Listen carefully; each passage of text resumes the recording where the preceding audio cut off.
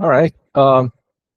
Thanks everyone for coming, joining us in this paper club session. I am Fábio, one of the members of the AI team here at CloudWalk. And today we're going to talk about something I find rather interesting, and I chose for purely selfish reasons. I've been meaning to read about this and study this topic for a while. And it's the topic of reinforcement learning from human feedback. This was one of the major ingredients in the evolution between GPT-3 and GPT 3.5, which was what was powering the first iteration of ChatGPT. And if you remember, this is when kind of the hype started, right? The change in perception of quality of those generative models was just enormous. I remember our first test with GPT-3, and using even the largest models with the most parameters, results were kind of impressive, but still a little gimmicky. It produced gibberish. It invented stuff out of nowhere. It was a cool gimmick, but not super reliable. But then ChatGPT was offered to the public, and it started this general perception from the public that we were really watching a revolution in AI through those generative models. There's an image that I like very much because it illustrates what how the steps in training, pre-training and fine-tuning feed into each other, and how they collaborate and what they affect in the model. And I think this depicts really well what's going on. So your first step when you're doing unsupervised training, so you're just learning completions, right? You take all of basically the entire internet and you train an autocomplete model. And this is the unsupervised learning portion. And the resulting model is just this beast with several different personalities, uncontrolled, autocomplete stuff. And if you ever been on the internet, or if you ever been around humans, you know that distasteful text is usually followed by more distasteful text, right?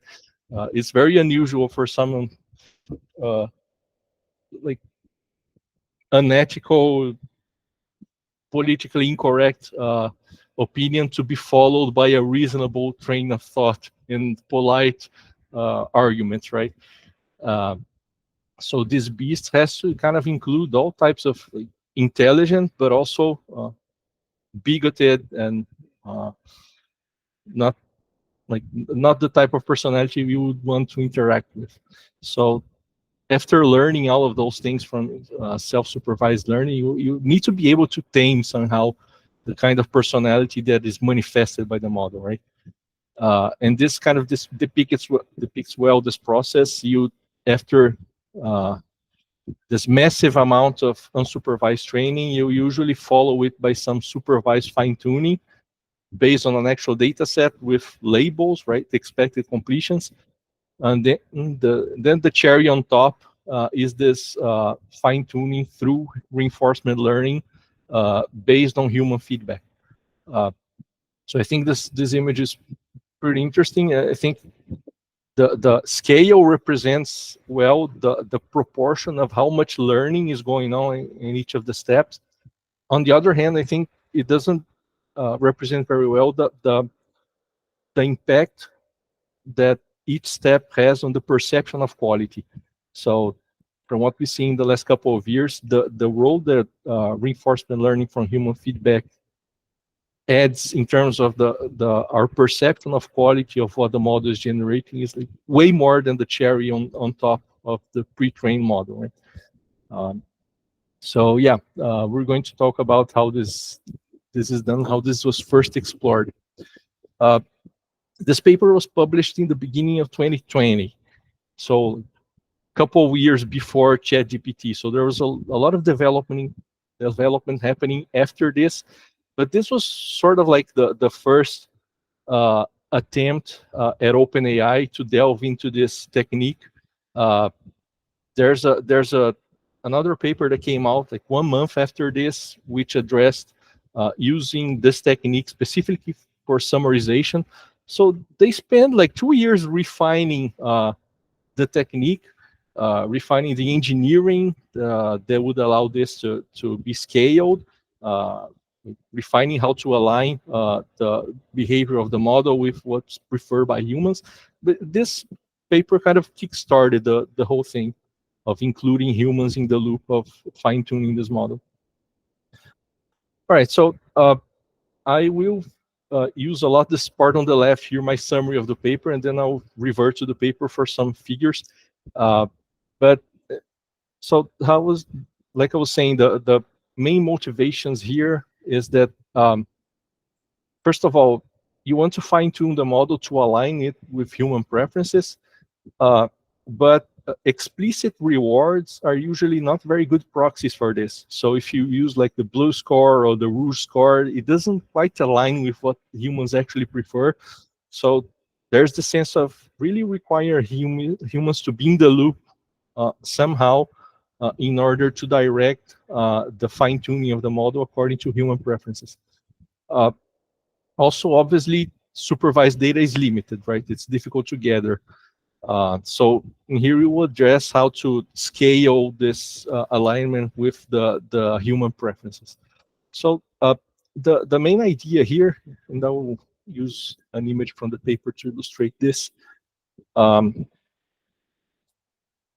So what's the idea of the pipeline here? So you start with a pre-trained model. In this case, they were using GPT-2, so not a super large model, around 700 million parameters. So they started off with a GPT-2 pre-trained model, self-supervised. So then they kind of freeze the weights for this model and use this model to generate more text. After that, humans rank the multiple generations of text. And then what you're doing is you're fine-tuning another model to learn the human preferences, right? After you fine-tune the other model to learn the human preferences, then you freeze this reward model and you use it to fine-tune the generation model. So it's easier to understand here in the image, but like first iteration, you start with the policy is like pre-trained GPT-2, self-supervised, trained on the web corpus. Freeze the weights. So in this portion here on top, you're training the reward model. So in here you have GPT-2, only pre-trained, no fine-tuning, frozen weights, right? And we're using this pipeline to train a reward model.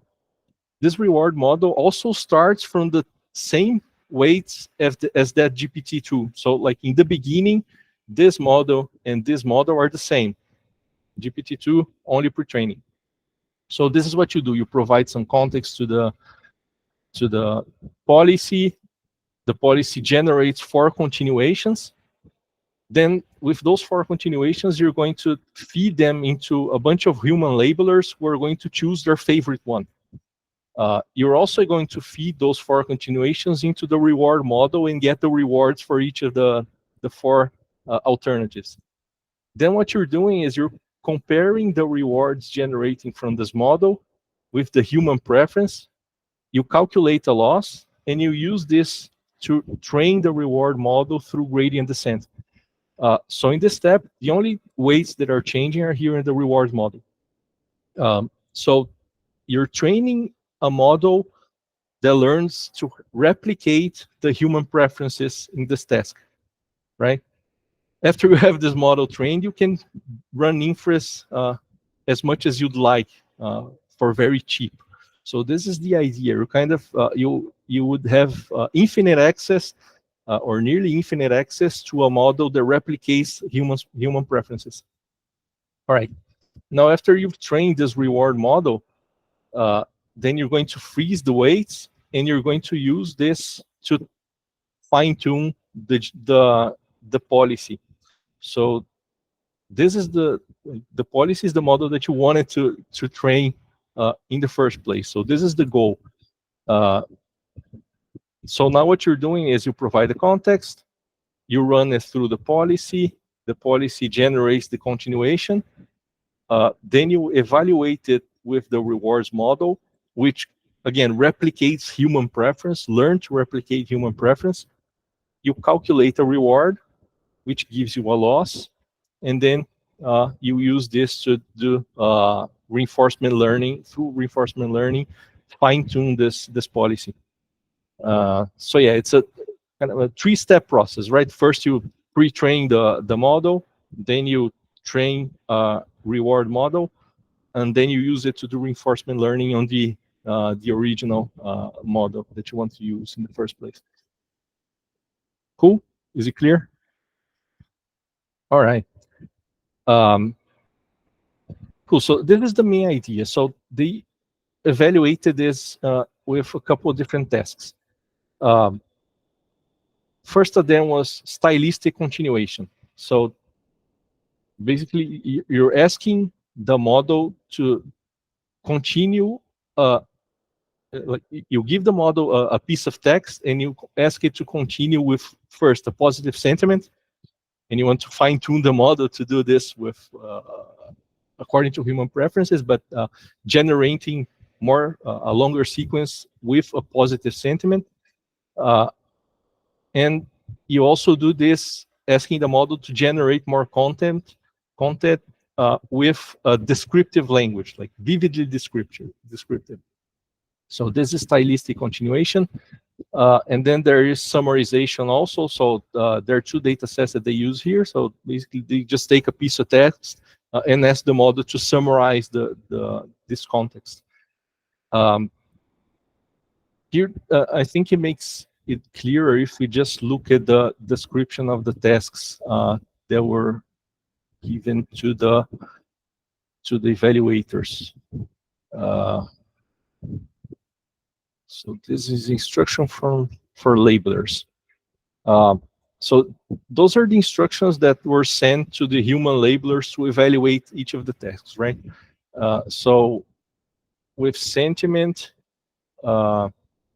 you see snippets of text followed by several continuations, and then you need to choose the most positive and happy. There are instructions here: consider the mood of the characters, etc.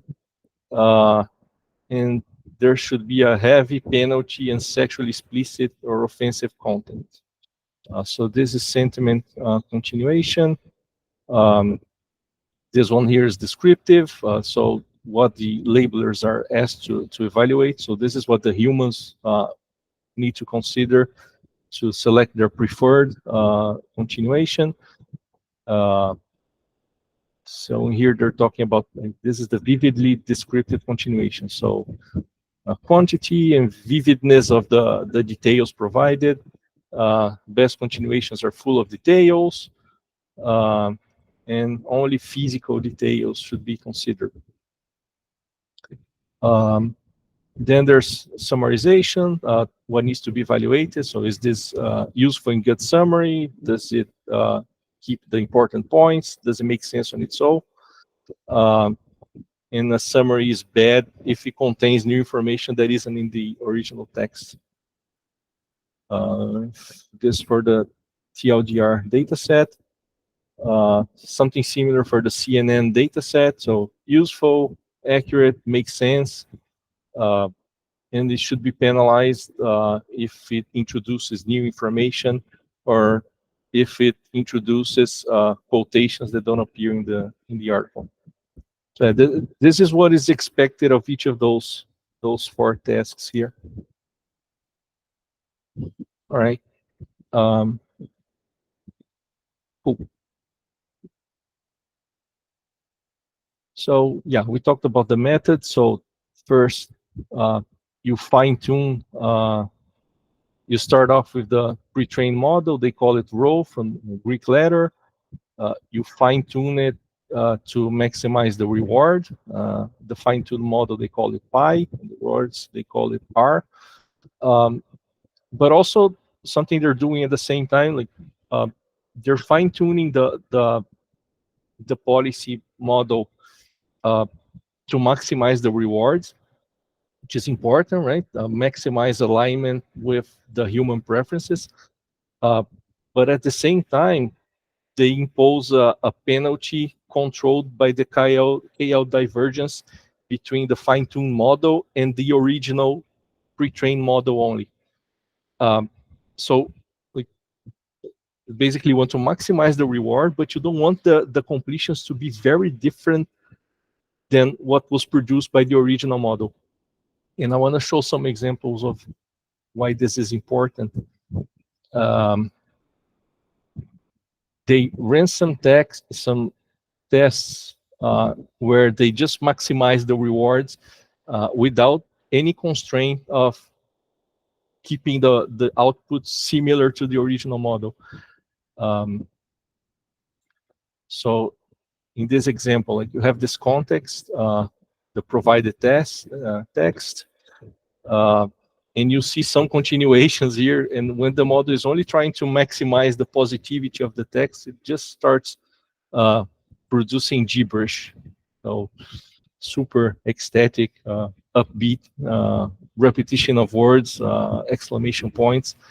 So yeah, it's important to train, focusing on trying to maximize the reward, but also keeping the outputs still slightly aligned with the original model. Otherwise, it just starts producing gibberish. All right. Few more details here. So one relevant aspect here is that in the part of the pipeline where the humans are evaluating the completions, come back here. All right, so during rewards training, we're providing a context to the model, which then produces 4 continuations, and the human labelers, they're asked to choose their preferred continuation. So why is this relevant? The alternative, which could be more natural, would be for asking humans to just score the continuations, right? Give a score from 0 to 1 or 0 to 100 or something.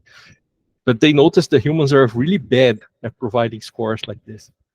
So it's way more reliable and less noisy to just ask humans to select their preferred one.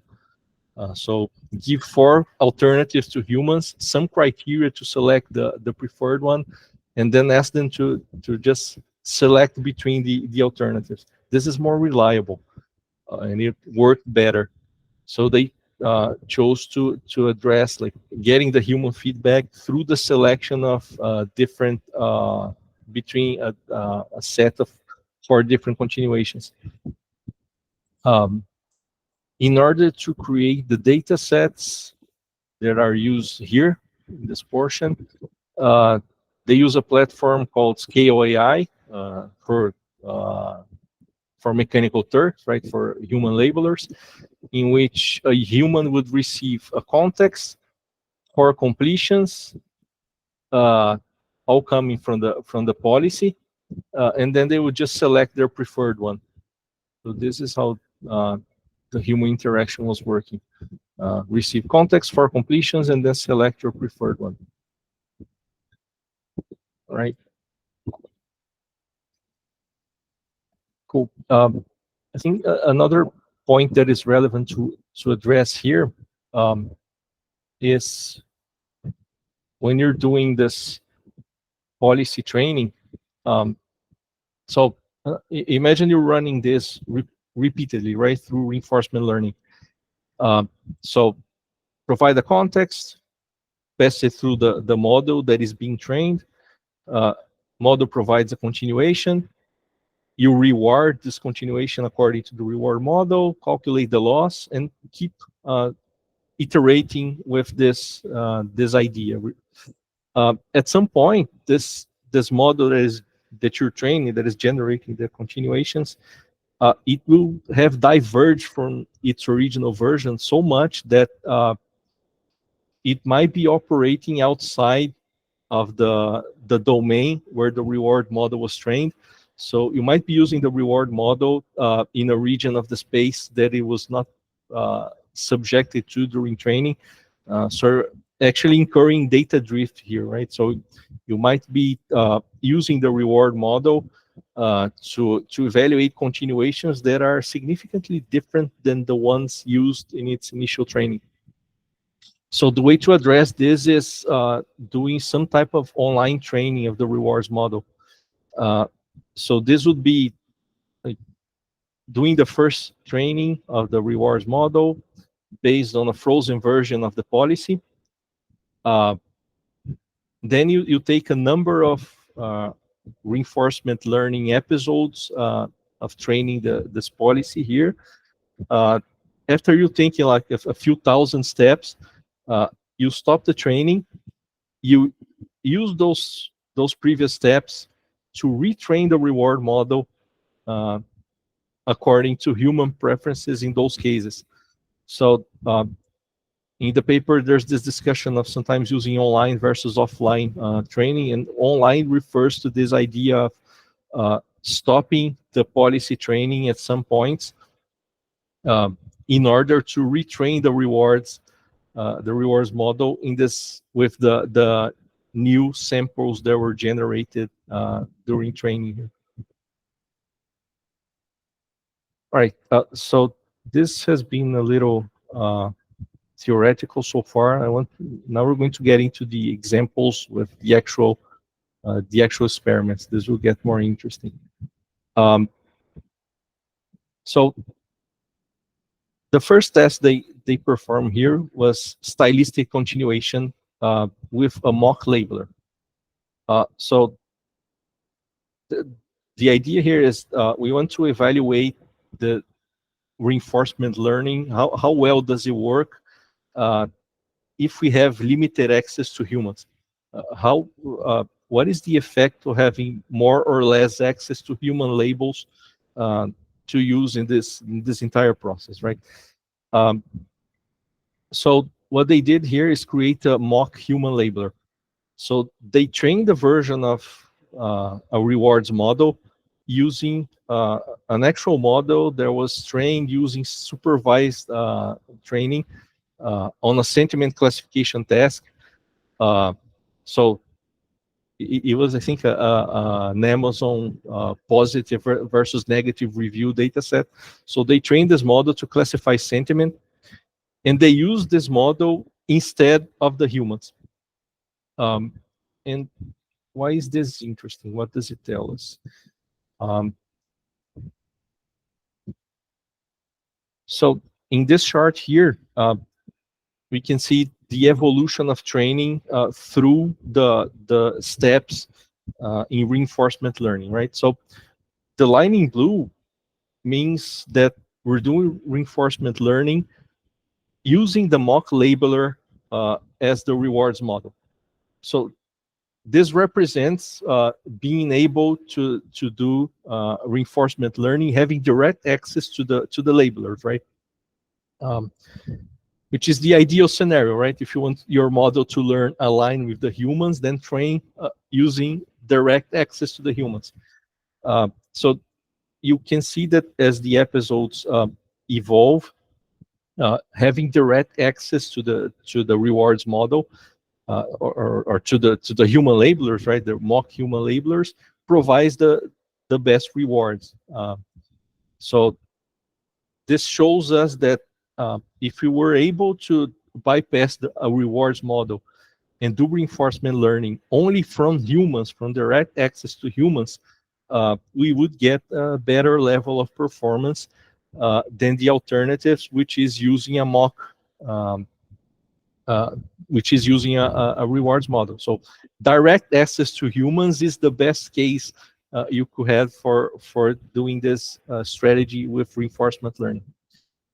However, when you train a model, when you train a rewards model with 60,000 samples generated by the mock model, you still get pretty good level of performance. If you train with 20,000 accesses, you get a reasonable level of performance. If you train with 5,000, you will get like average level of performance. But the idea is like the best possible scenario is doing reinforcement learning based on direct access to your preferences, which in real life would be humans, right? So this is the best scenario.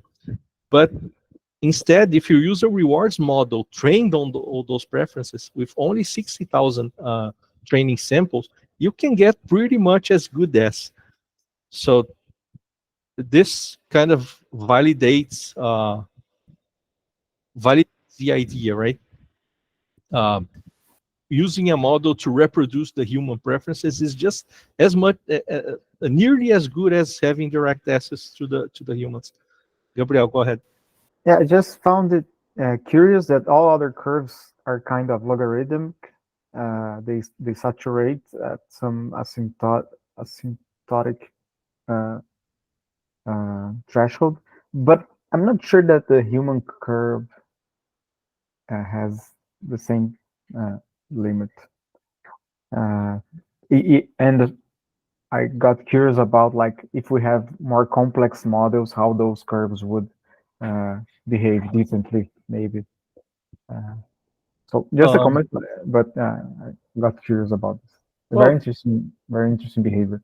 and you need to think about the task also, right? Because in this case, they were the mock labeler was a sentiment classification model, right?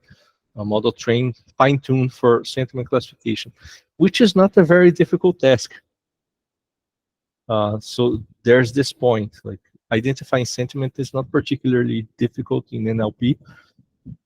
Um,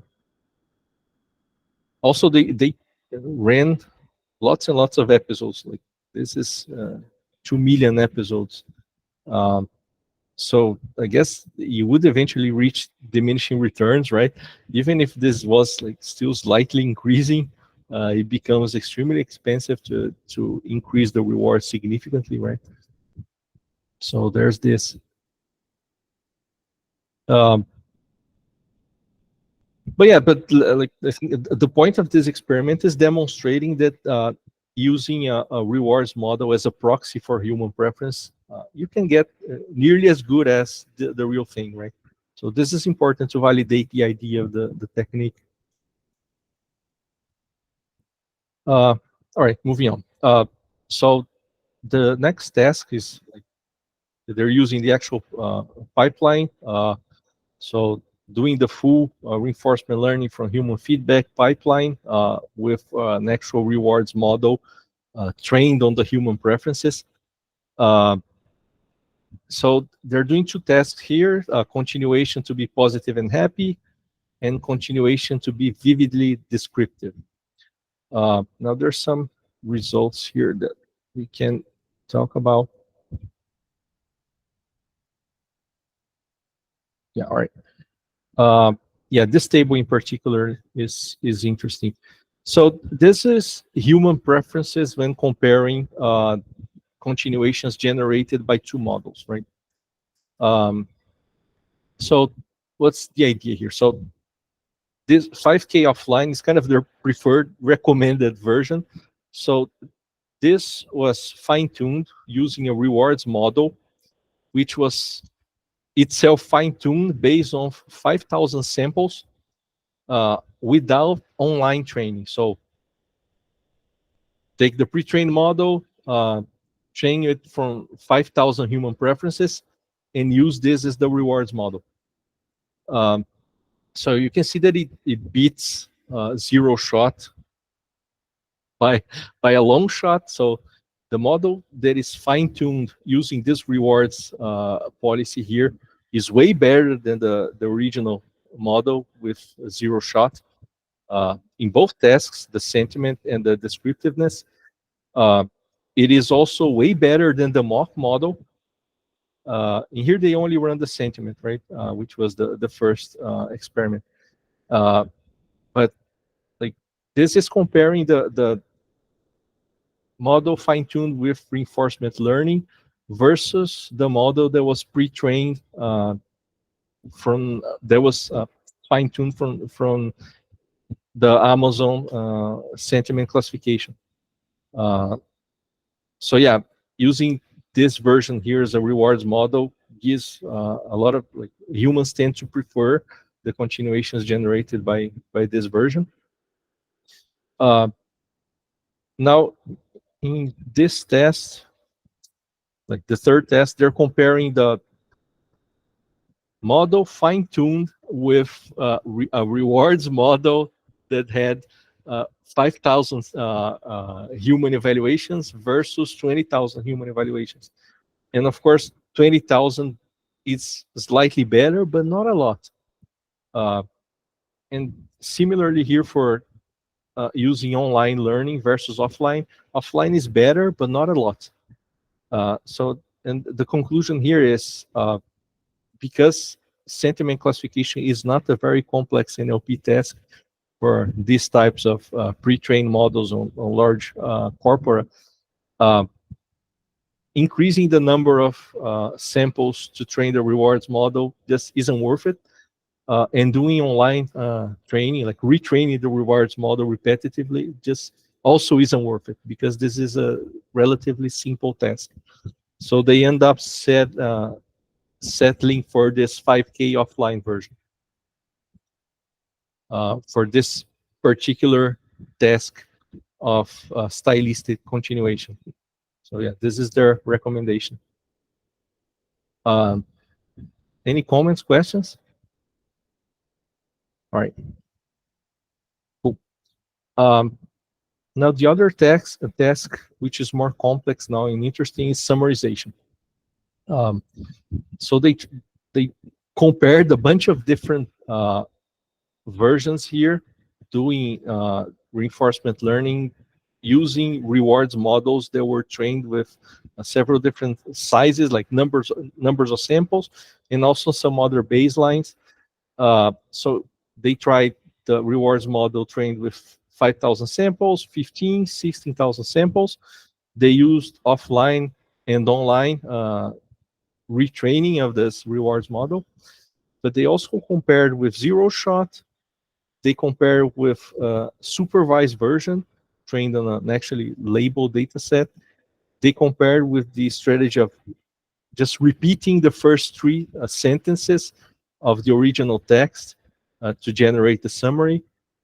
And they compare with this version that was fine-tuned first with a supervised data set and then with reinforcement learning. And here the results are more mixed.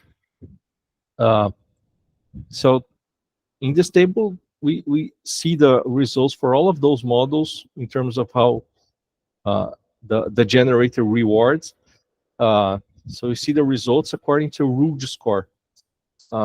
Rouge is explicit metric. So it basically compares the overlap of n grams between a reference summary and the summary generated by your model. So this is not human preference, right? So this is not necessarily the metric that is the best optimization.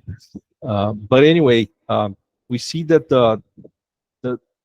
these three versions here, who are just fine-tuned using RLHF, they don't perform super competitively.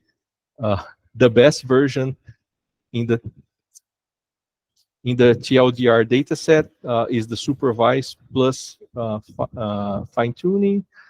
And in the CNN Daily Mail dataset, the lead 3 version just beats everyone else in those levels of rewards, which is interesting. So that, like, when you're using the Rouge score to compare them, just copying the first 3 sentences seems to be the preferred, seems to be the version that performs well, better for summarization. Yeah, but this is like the explicit rewards based on an algorithm calculation. In this other table here, table 5, we can see the results of human preference. The preferred version in here, the one they kind of choose to be the strongest contender for the technique, is with rewards model trained on 60,000 samples with online retraining. So the rewards model was retrained several times during the process of doing reinforcement learning. So it would kind of realign with the space where the model was operating. So yeah, it beats zero shot by a lot, beats the strictly supervised, but it loses to the lead tree. So this is interesting. Human evaluators just tended to prefer the stupid version that just copies the first three sentences. So lead tree is actually very competitive against other versions. Interestingly, the preferred RLHF version beats the reference summaries by a lot also. So the reference summaries were generated by humans. And the versions generated by the fine-tuned model beat the original summaries generated by humans. Now, one interesting behavior that the authors notice is the emergence of smart copiers. And this is interesting because like they didn't explicitly set up the training process to favor this, but what they observe is that doing reinforcement learning with the rewards model led the actual model to just learning to create summaries that were basically smart copies of sentences from the original text. There are some like, possibilities for why this happened, right? One of the criteria for the human evaluators was to heavily penalize the creation of fake content that was not present in the original text. And one very safe way to not create new content is just copying the original text, right? So they did an interesting evaluation here of the levels of how much new content each of the versions was creating. And when we see here, like the 60,000 fine-tuned model in green, it generates nearly no new content in the summaries. So the percentage of n-grams that are new is very low. So it's basically copying from portions of the original text that it's trying to summarize. Yeah, this happens in both the data sets, in all of the settings they evaluated. So the models trained with this reinforcement learning technique, they became smart copiers. Now there's the point of being a smart copier. Where does the smart come from? They did this evaluation of where is the summary coming from in the original text. So on the left here, you see kind of a depiction of the length of the original text. And on the right here, you see the summary. And the darker portions, let me zoom in a little bit. Those darker portions are the overlapping sections. So you see that in the first line here, for example, the summary repeats a lot of the text from the original text, but it kind of ignores the preamble, ignores the useless portion. So it copies strategically from the parts that are more dense in information. And you can really see this happening here from where in the original text the model is copying from. All right. I'll just go through the conclusions because I want us to have some time to look at samples generated from those models. So yeah, conclusions. Mixed results. So it worked well for continuation, like way better than zero-shot versions. And the human evaluators actually really preferred continuations generated by the models trained through reinforcement learning. Now for summarization, not so much. They became automatically like immersed as smart copiers. and for some reason, humans tended to prefer even less original summarizer. So lead 3 beat everyone else, and it was the strategy of just copying the first 3 sentences. So yeah, Ari, you wanted to ask something?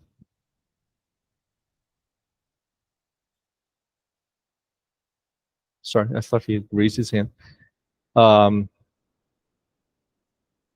yeah, these are conclusions. So summarization is a bit more complex. There's a point that there's a fragility in how you use humans to select the best answer, the best summary, because it's also easier for humans to prefer summaries that are just copies. So this is safer, right? For the labeler, the labeler is incentivized to prefer models that don't invent anything. So labelers kind of tended also to prefer copies. Yeah, Gabriel wanted to say something. Yeah, I think your comment is very precise. And also, one thing that I was thinking is that maybe one analysis of the length of the summary could also express this bias of human labelers, like maybe shorter sentences or at most like X words. And also, the model could learn to replace some words that are complicated and some people don't know the meaning with easier words. And this like would be interesting behavior to investigate, I think. Yeah. But and they all like correlate to the human bias of evaluating this specific test. Yeah.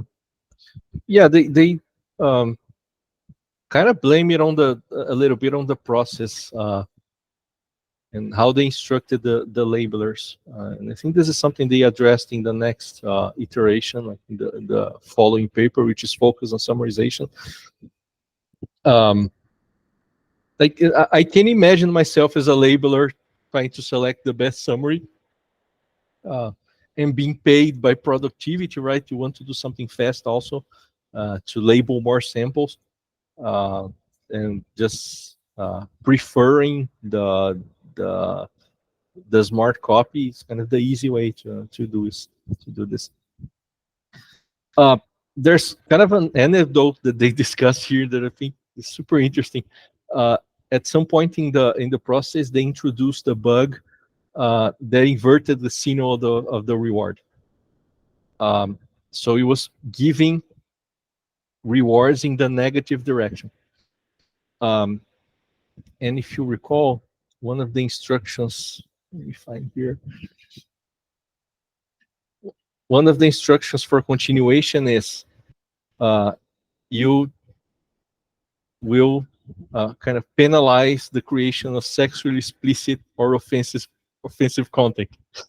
So when they inverted the signal of the rewards, like pretty quickly the model learned to just generate pornographic content.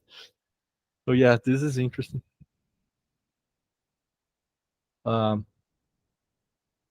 right, I left here some connection with future work. So this is the following paper a couple of months later, where they focused in summarization. I won't comment on this, like if you're interested in looking at the notes later.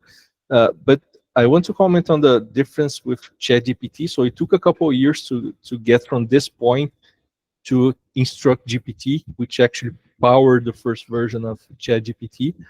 And what I think is impressive is Instruct GPT was a fine-tuned version of one of the models in the family of GPT-3, but not the biggest one. So it was super impressive, and it had way less parameters than the large model at the time. So this idea of introducing reinforcement learning from human feedback in the fine-tuning process really provided a huge bump in perceived quality of the interaction with the model. All right, questions, folks? Comments? Well, Thanks, Fábio. I think really nice presentation as always. But yeah, I think it's really great, like because this paper is from 2020, right?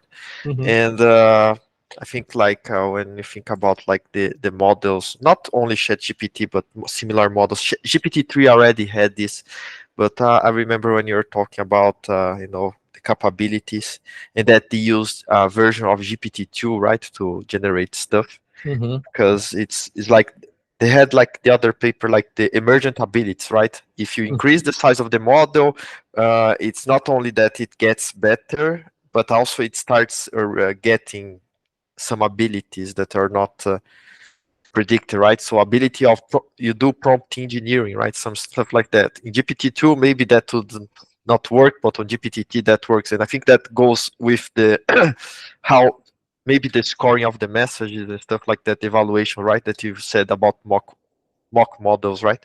I Mm-hmm. think that's really interesting, right? Because it's a work that's like 2020, right? The models were not that great. GPT-3 was kind of good. Like if you could try to do some specific stuff, but of course very far from ChatGPT. So I think that's really interesting, right? That even with GPT-2, it's mostly like with the version that you have on Hugging Face, you can try to toy with it, and it's kind of like you said at the beginning, right? It generates a text and that's it, right? It's not a very great quality, right? To say like continue this story and then you continue, but there is no coherent continuation of the story, the paragraphs and stuff like that. Yeah. And like this was done with GPT-2 because they wanted to iterate Hmm. fast, right? But it Yeah. was already an outdated model at that point. Mm, And like it was like same generation as BERT. So uh, in the yeah. next paper focused on summarization, they do all the same process with GPT-3, which like automatically gives you way better performance. Nice. Yeah, there's some raised hands here. Yeah, Danielle. I had a comment. In the beginning, you were talking about this emergent ability that GPT 3.5 had, that it gained the ability to do in context learning and follow instructions, right? Hmm. Uh, Now there's something exciting happening in the newer models. I mean, there's talk about a new kind of emergent ability that they're gaining, which is something in the lines of self-reflection, of being able to evaluate itself. And it goes with what you said in the beginning, that the human scores are bad, right? And what are they finding is that these newer models, they actually can generate scores, they can evaluate output in a manner that challenges how humans do it, right? So there is a very interesting idea here that is, can you put on that diagram, the reinforcement learning diagram? Sure. Um, you mean this one, right? Yeah, yeah. Which is essentially you can substitute a human labeler by a state-of-the-art large language model, right? And which is a line of research that is emerging now in self-optimization, something very interesting, right? You could potentially, in some point in the future, put these models in some domain and they can self-reflect, self-evaluate. They can potentially learn its own reward model, or they sometimes call it, yeah, yeah, that's right. Or sometimes they call it a critic or something. And then it trains the policy, right? Like completely autonomous systems. Hmm. It would be very interesting. Yeah.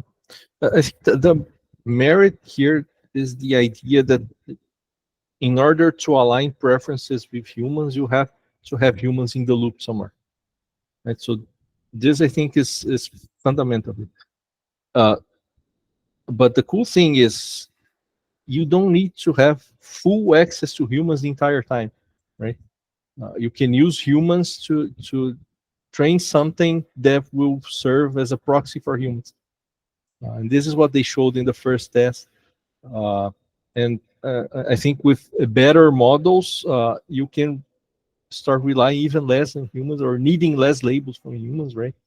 Because you can rely on a bit more common sense kind of inserted into the model itself.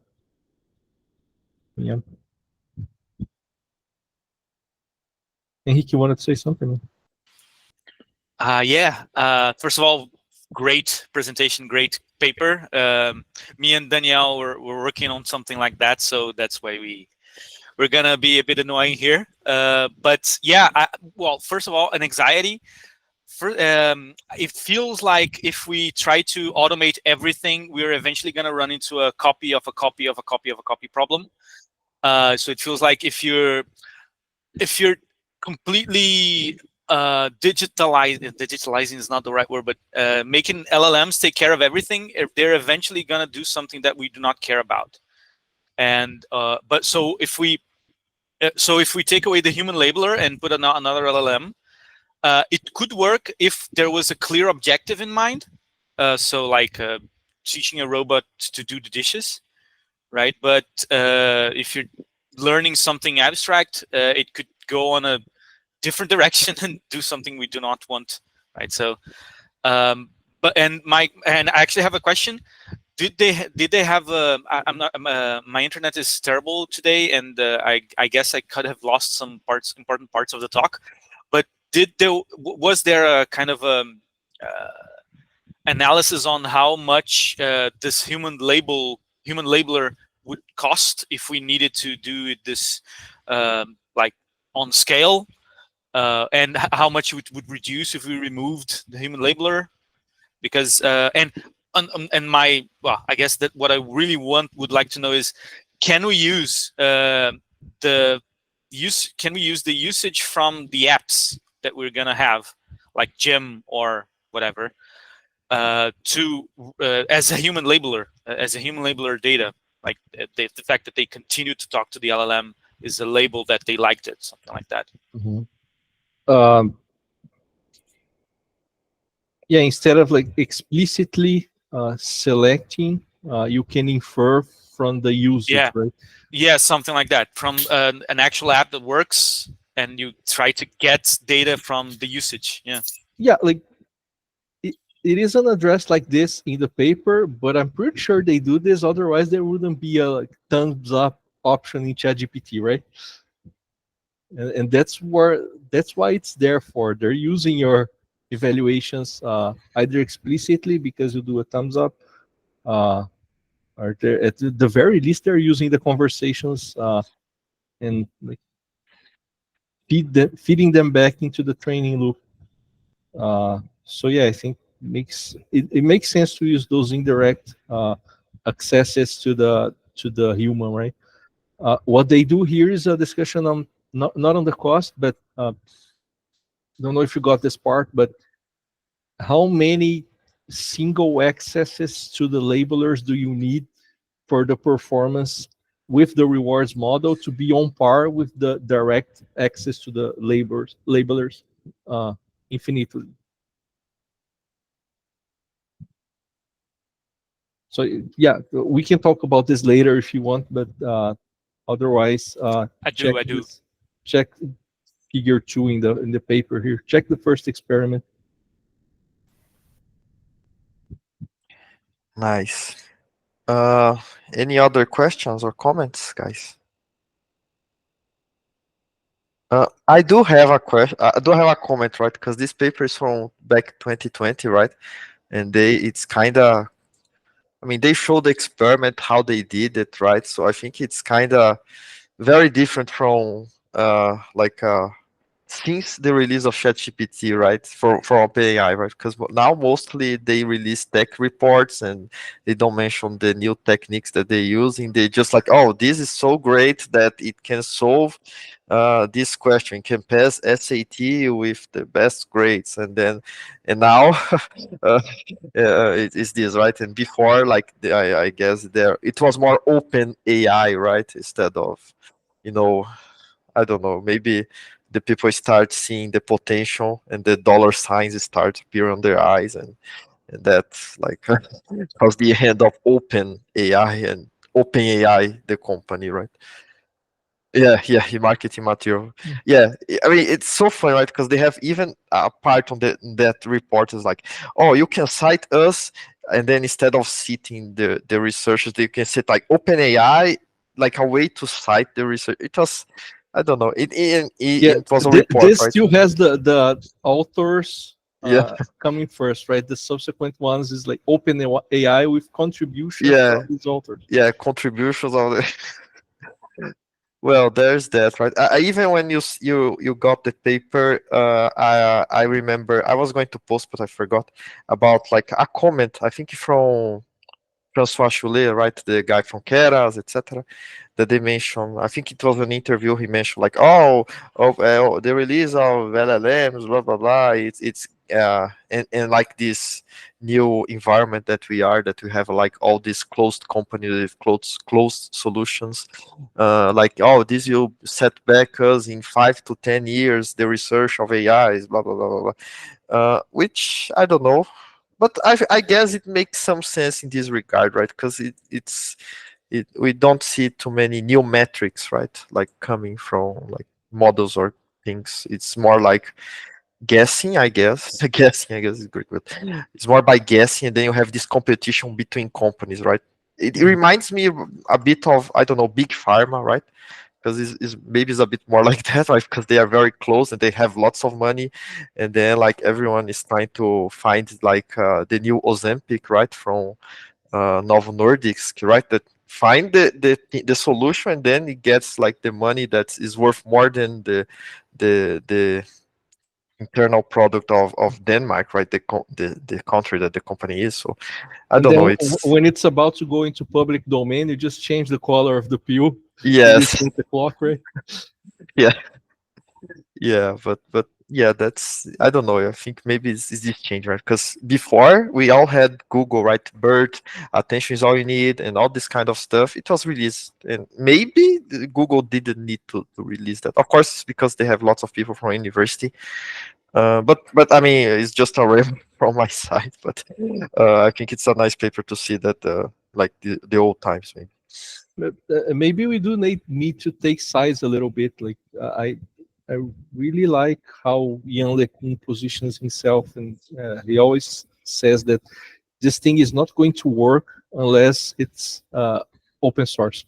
Right? Mm-hmm. And Meta is doing this. This at Yes. Helm, right? Open source. You can read the code. Like, I think even open weights also, right? They publish stuff on the Hugging Face. You can just use it. Yeah. So I yeah, really beautiful. don't know if it's obvious that open source is the way forward. Really, no. I think a lot about this. It seems like the right answer to say, right? But I am not sure. Yeah, This well, time I'm not sure. he says it's the way to go, right? Maybe even if we're not convinced that it's the only viable way, we can have a preference, right? Of course, of course, of course. No. Also, I am way more into Lacan's way than in the way that OpenAI has been going about this. But what I think is that like the open source movement and stuff, normally it had to do with software. Mm. Software, it wasn't like nothing crazy will come out of software. Like it's not that like oh no, maybe yes, like a crazy virus, right? But a virus that hacks into atomic plants, like nuclear plants. That's a bad thing to be open sourced, right? That's not something that we want open source as well. Yeah, you still Uh, need to optimize software in order to train this in scale.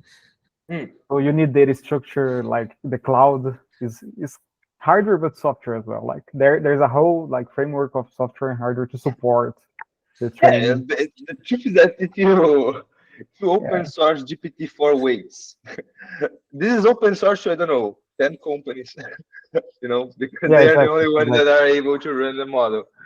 So this moment of open source LLMs, it works on low 7 billion, 70 billion parameters, on trillion parameters that we are not sure yet. We're still not sure, right, about the amount of how many parameters there are in GPT-4. In this case, I think it's even more important to open source the code than the weights, Yeah, the because data set really maybe. yeah, the data set is interesting, but like one of my concerns with how this level of generative AI can move forward is at some point they will try to monetize this, and will we be the product? Are they going to insert ads into this? Imagine your ChatGPT giving you targeted ads. Like, imagine how deeply this personal assistant is going to know you, way deeper than Instagram or Facebook. Yourself. Yeah, and like imagine your personal assistant that you use for uh, I don't know, discussing ideas, getting feedback on concerns, and then this thing starts to recommend products to you in the middle of your chats. So Yeah, I think being open, not like data set is important, weights are important, but also the code is crucial. yeah, and you mentioned about this, the recommendations, and I think it's a discussion that I had with Stephanie about Google Maps, right? Because like Google is able to get a lot of money from Google Business and stuff like that. They all have the you can put your business on Google and then people can review it, etc., etc. And is that thing, right? Is a data that's human generated, it's user generated, but it's a thing that Google is able to make a lot of money, but Google doesn't really actually share the money with the people that generated the data, right? So I think there's also maybe there's a component on that. And another thing, I think maybe to end is about the mechanisms, right? Because like attention is a thing that's still going, transformer is a thing that's still, I suppose it's is used, right? But maybe there will be new mechanisms that will be very efficient, very great to achieve performance. And yeah, if it's not, there is no review on that, on how they actually work, that will be a thing, right? And then I don't know how we will understand future models, right?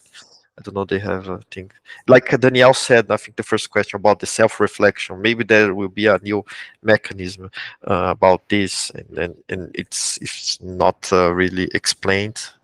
I don't know. Okay, guys. I think very very hot discussion. I think yeah, we are over time, so I think that's it. So thanks, Fabio, for the presentation. Really good.